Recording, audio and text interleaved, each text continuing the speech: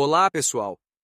Vocês sabem que toda cidade tem suas atrações turísticas, mas as atrações do vídeo de hoje se destacam por serem incrivelmente estranhas e incomuns.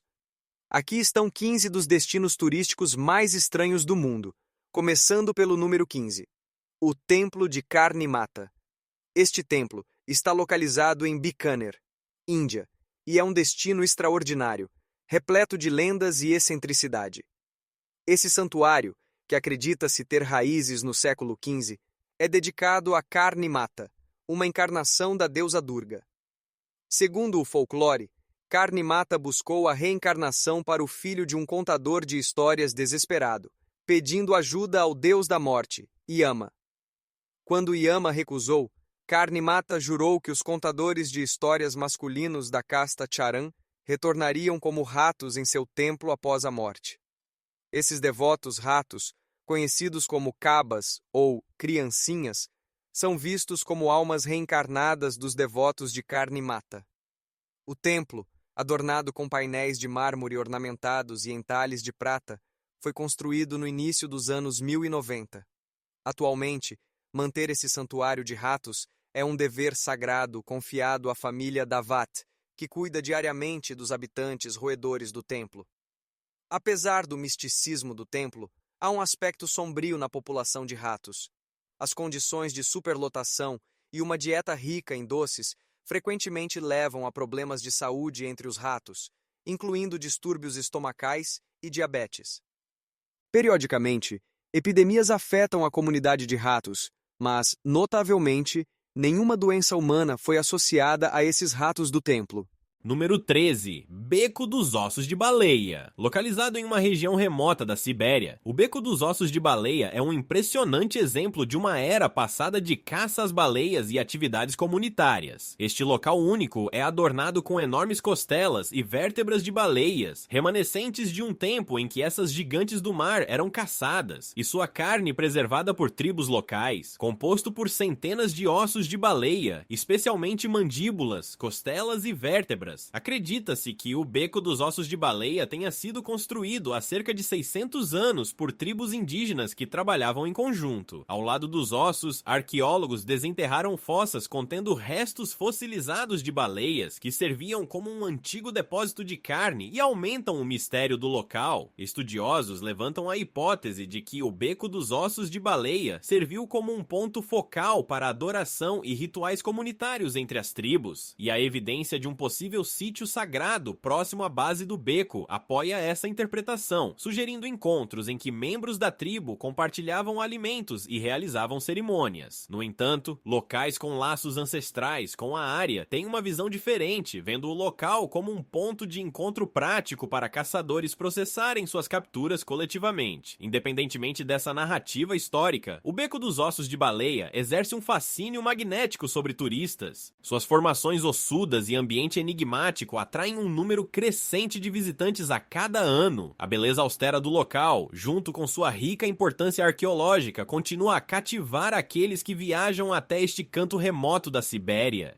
Número 12. A Mão do Deserto. Na vasta e desolada extensão do deserto de Atacama, no Chile, uma visão surreal interrompe a imensidão. Uma mão de 11 metros de altura, emergindo das areias estéreis. Conhecida como Mano del Desierto, esta impressionante escultura foi criada pelo artista chileno Mário Irarrázaval no início dos anos 80, representando a criatividade humana em meio à natureza rigorosa. Mano del Desierto reflete a fascinação do artista com o tema de mãos emergindo da terra, um motivo que ecoa em outras de suas obras famosas, como o Monumento aos Afogados em Punta del Este, no Uruguai, e o Despertar, de John Seward Johnson II, no National Harbor, em Maryland, e ambas explorando conceitos semelhantes em grande escala. Para chegar a Mano del Desierto, viajantes podem pegar a Rota 26 ou a Rota 28, conectando-se à Rota 5 e localizando a escultura entre os marcos de milha 1309 e 1013. No entanto, aventurar-se nesta paisagem remota requer planejamento cuidadoso. É essencial levar bastante protetor solar, água e um tanque de gasolina cheio, pois as condições áridas podem ser bastante implacáveis. Os aparentemente infinitos salares da região podem induzir a fadiga, então permaneça vigilante e evite altas velocidades, considerando os tristes lembretes de viajantes passados espalhados ao longo da estrada. Número 11. Templo das Pitons. No coração do Benin, encontra-se uma visão peculiar que pode causar arrepios. O Templo das Pitons. Esta modesta estrutura de concreto, com um telhado de barro, abriga um fosso repleto de dezenas de pitons reais. Uma cena que faria muitos se contorcerem, mas aqui essas serpentes não são temidas, e sim reverenciadas. O Templo das Pitons tem um profundo significado na teia espiritual do Benin, onde cobras, especialmente a espécie piton real, conhecida por seu temperamento dócil, são veneradas como totens no Vodun, uma religião praticada em toda a África Ocidental e Central. Na teologia do Vodun, as serpentes, particularmente Dan, a serpente arco-íris, atuam como intermediárias entre os vivos e os espíritos. Segundo a lenda local, durante o século XVIII, um rei encontrou refúgio em uma floresta onde as pitons o protegeram da captura.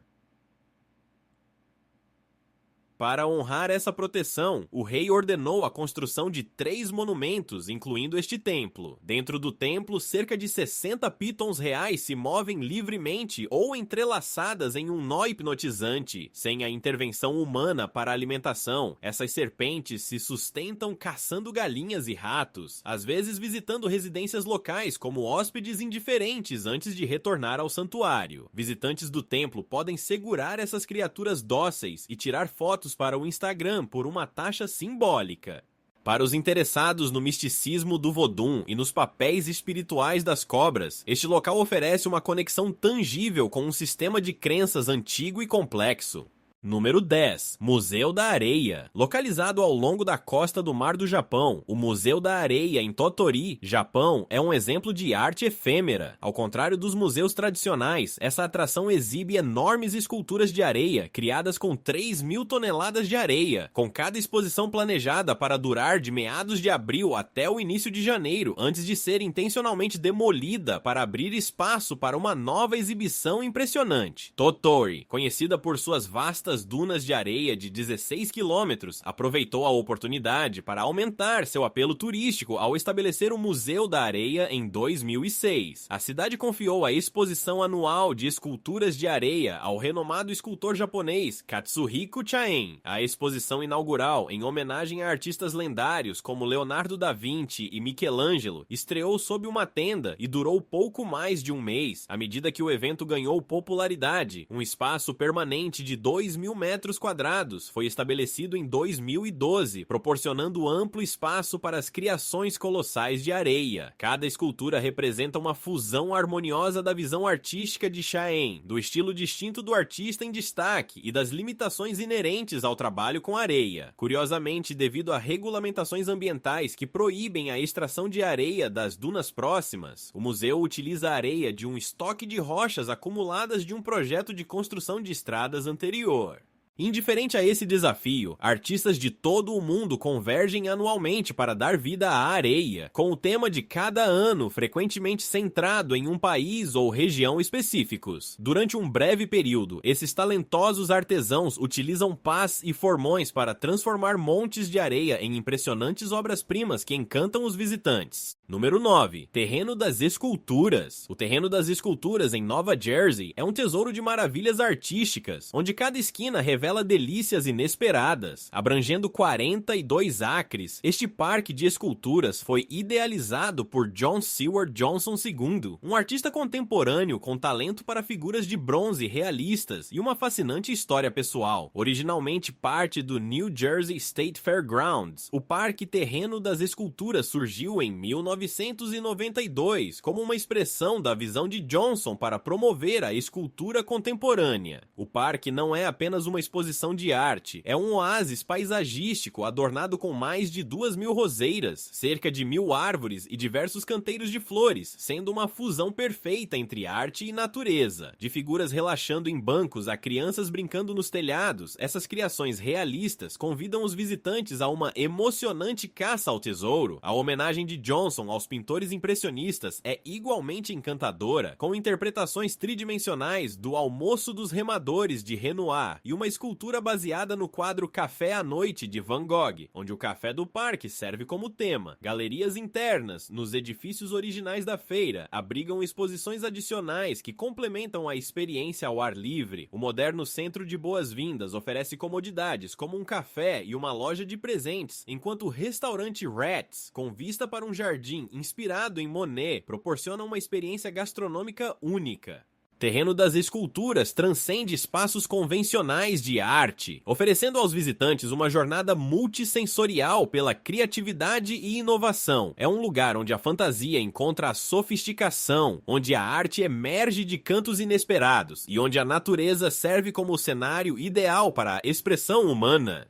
Número 8. Castelo de Bishop. O Castelo de Bishop, uma atração impressionante na beira da estrada no centro do Colorado, exemplifica a visão singular e determinação de seu criador, Jim Bishop. Situado nas montanhas Wet, no sul do Colorado, dentro da Floresta Nacional de San Isabel, essa estrutura elaborada e intricada começou como um projeto familiar modesto em 1969, quando Bishop comprou o terreno por apenas $450 aos 15 anos. Originalmente planejado para ser uma cabana, o projeto evoluiu para um castelo grandioso ao longo de 4 décadas, impulsionado pelo incentivo dos vizinhos que enxergaram o potencial na construção rochosa de Bishop. Durante a evolução do castelo, Bishop enfrentou diversos desafios, incluindo disputas com autoridades governamentais sobre a origem das pedras retiradas da Floresta Nacional. Apesar dos obstáculos, a perseverança de Bishop prevaleceu, e o castelo gradualmente ganhou reconhecimento como uma atração imperdível, recebendo elogios do site RoadsideAmerica.com por seu trabalho obsessivo de construção de fantasia medieval. No entanto, junto com seu charme, o Castelo de Bishop vem com um alerta parental devido à natureza franca e às crenças fortes de seu criador, que podem ser desconcertantes para alguns visitantes. Mesmo assim, o castelo inspirou a criatividade além de suas paredes, sendo até tema da música Fire Breathing Dragon, do músico Kid Carpet, em 2018.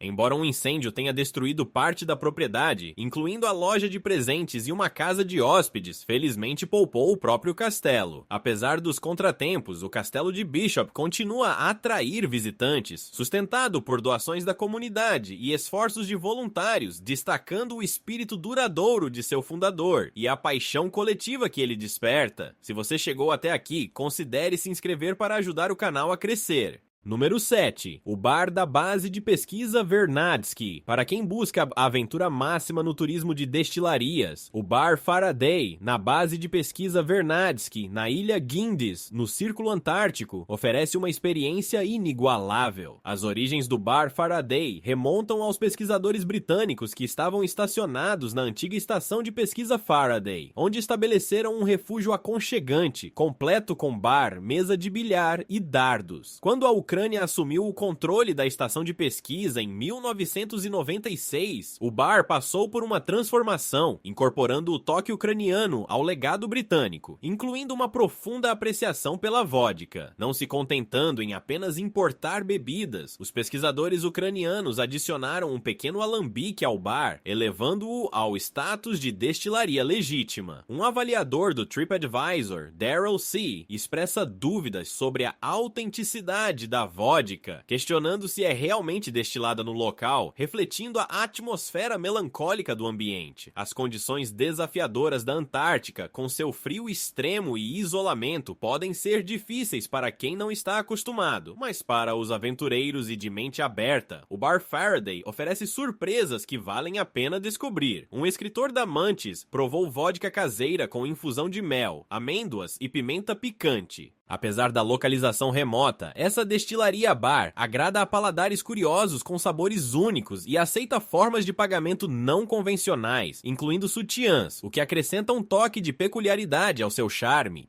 Número 6. Museu Alemão de Aditivos Alimentares. Localizado no movimentado mercado de atacado de Hamburgo, o Museu Alemão de Aditivos Alimentares é um tesouro cativante dedicado a desmistificar as diversas substâncias químicas escondidas em nossas refeições diárias. Fundado em 2008 pela Fundação Alimentar de Hamburgo e orientado por cientistas alimentares alemães, esse museu funciona como um farol educativo no ambiente fechado do mercado, em meio ao clamor industrial. Ele revela os segredos dos aditivos que permeiam nossos alimentos: emulsificantes, estabilizadores, corantes, espessantes, adoçantes e conservantes, componentes cruciais, mas muitas vezes ignorados na produção moderna de alimentos. Os visitantes embarcam em uma jornada reveladora, descobrindo o raciocínio por trás de práticas alimentares aparentemente peculiares, como o uso de serragem em certos alimentos para a redução de custos, substituindo ingredientes naturais por aromatizantes. Uma exibição ampla apresenta todos os aditivos alimentares classificados por códigos E, adotados pelo Comitê Científico de Alimentos da União Europeia, onde E representa a Europa. O diferencial deste museu é seu compromisso em apresentar informações de forma imparcial e educativa, evitando conotações políticas. O museu explora a história dos aditivos alimentares, incluindo substâncias anteriormente aceitas, como o arsênio, cujo uso foi gradualmente proibido por leis globais. Para entrar, os visitantes devem tocar um botão na parede do museu e passar por uma catraca, iniciando uma visita única a esse espaço geralmente inacessível ao público, onde até mesmo a presença de seguranças realça a singularidade desse local.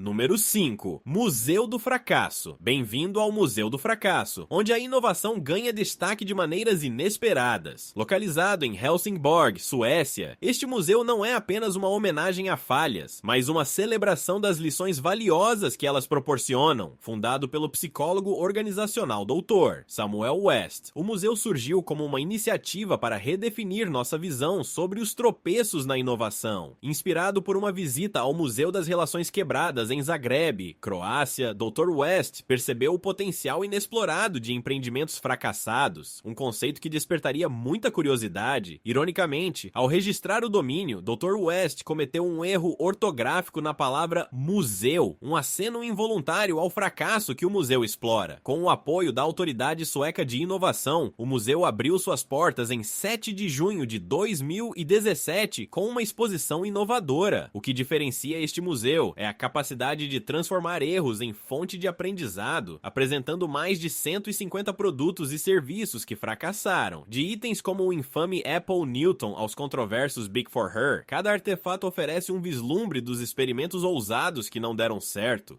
O alcance do Museu do Fracasso vai muito além de suas modestas origens na Suécia. Ele já capturou a atenção de públicos em locais como Los Angeles, Xangai e Paris, tornando-se uma atração popular no movimentado centro de Hollywood e no icônico cenário de Xangai. Visitantes do museu têm encontrado relíquias de inovações menos convencionais. Uma exibição de destaque que ganhou atenção viral foi a infame lasanha da Colgate, uma suposta fusão entre higiene dental e delícias culinárias que capturou a imaginação enquanto gerava ceticismo nas redes sociais. A disposição do museu em abraçar o humor e a criatividade impulsionou seu reconhecimento internacional. Número 4. O Museu do Bizarro. No mundo dos museus, o Museu Jimmy, uma relíquia de uma era passada, destaca-se como um exemplo de curiosidade e estranheza. Originado com o inovador Museu Americano de P.T. Barnum em 1841, esses locais eram diferentes de instituições de classe alta, atraindo um público mais amplo e menos abastado com uma mistura eclética de curiosidades reais e elaborados enganos. A essência dos museus Jimmy residia na tensão entre realidade e farsa,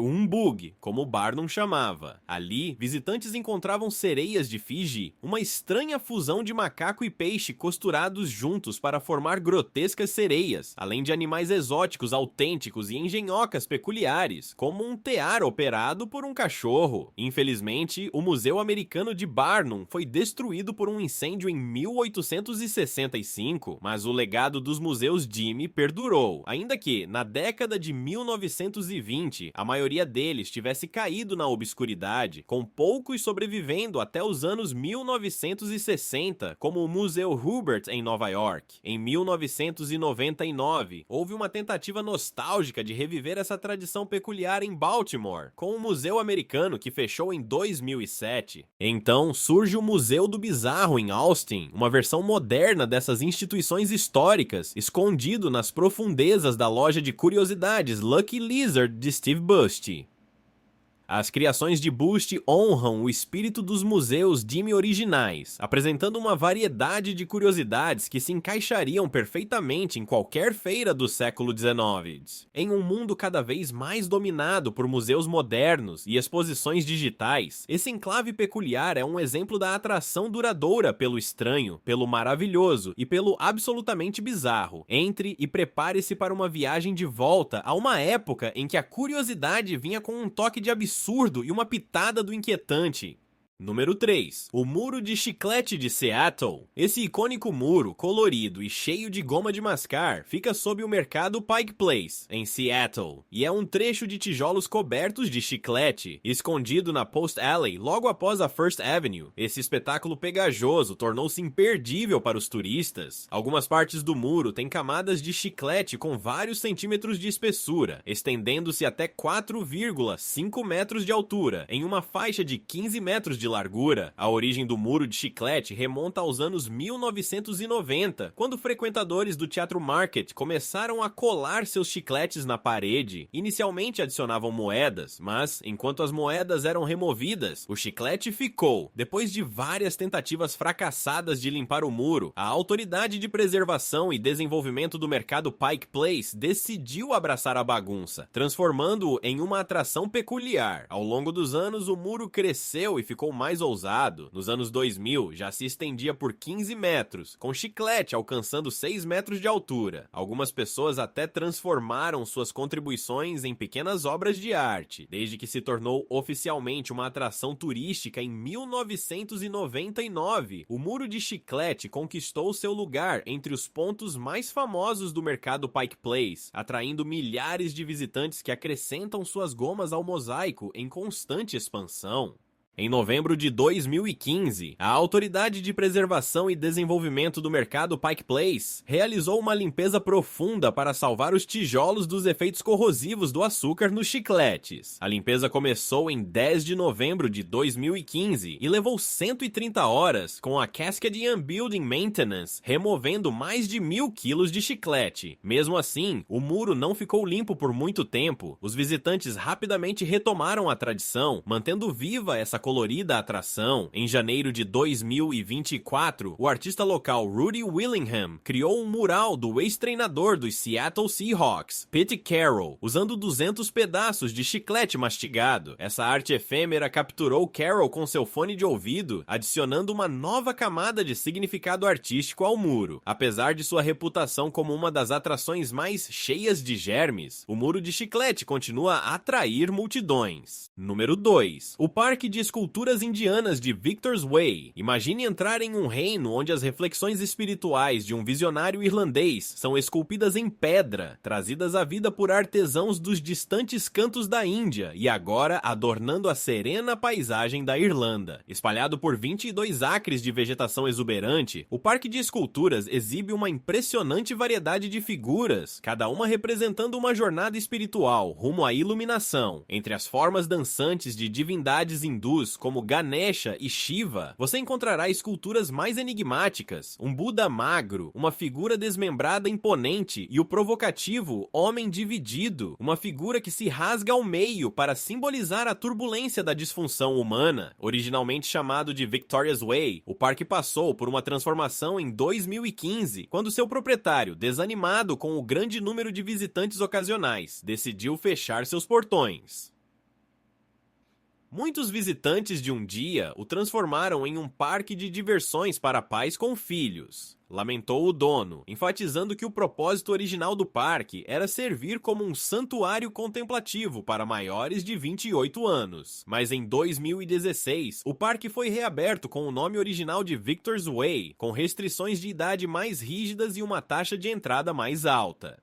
Victor's Way é uma jornada de esculturas predominantemente feitas de granito preto, com alguns detalhes em bronze. A peça central, um túnel inspirado no conceito de vagina dentata, define o tom para encontros provocativos e cheios de reflexão. À medida que você percorre os caminhos sinuosos do parque, encontrará estátuas majestosas dedicadas a Ganesha, o deus elefante, capturado em várias poses lúdicas e contemplativas. Além da dança divina de Ganesha, as esculturas do parque integram um toque moderno, com sutis referências à vida contemporânea. Um assento em forma de piton convida à contemplação, enquanto um dedo solitário aponta para o céu em reflexão silenciosa. A modernidade encontra a tradição quando uma pinta de Guinness aparece ao lado de Ganesha e um celular repousa discretamente perto de um Buda meditativo, lembrando a interconexão entre o passado e o presente. Número 1. Cidade do Tamisa. Localizada no distrito de Songjiang, a aproximadamente 32 quilômetros do centro de Xangai, encontra-se Cidade do Tamisa, uma homenagem pitoresca, ainda que estranhamente silenciosa, à estética das cidades mercantis britânicas. Nomeada em referência ao icônico rio Tamisa de Londres, essa vila meticulosamente planejada exibe ruas de paralelepípedos, terraços no estilo vitoriano e charmosas lojas de esquina.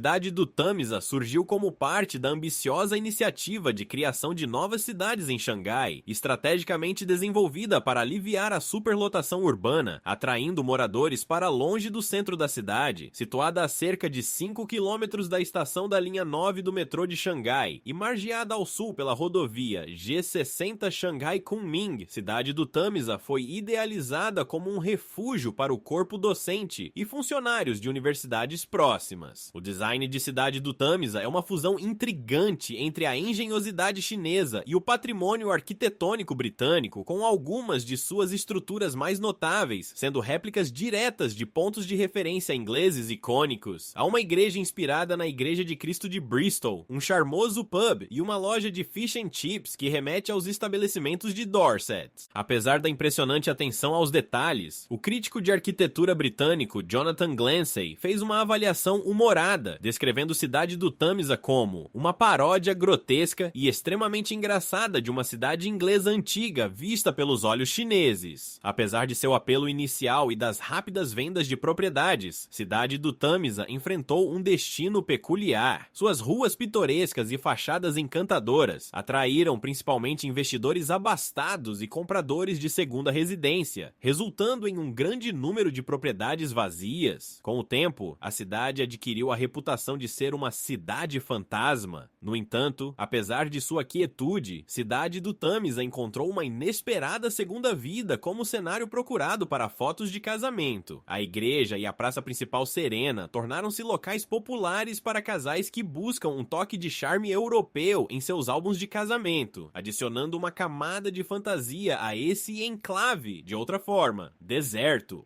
Obrigado por assistir, pessoal. Vejo vocês na próxima vez. Se inscreva no canal e deixe o like.